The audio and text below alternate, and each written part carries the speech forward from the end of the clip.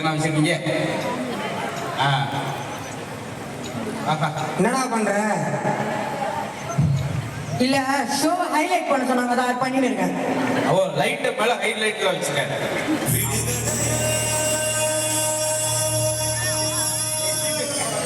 நகைச்சுவர மர்மமான நகைச்சுவையா இருக்குமா?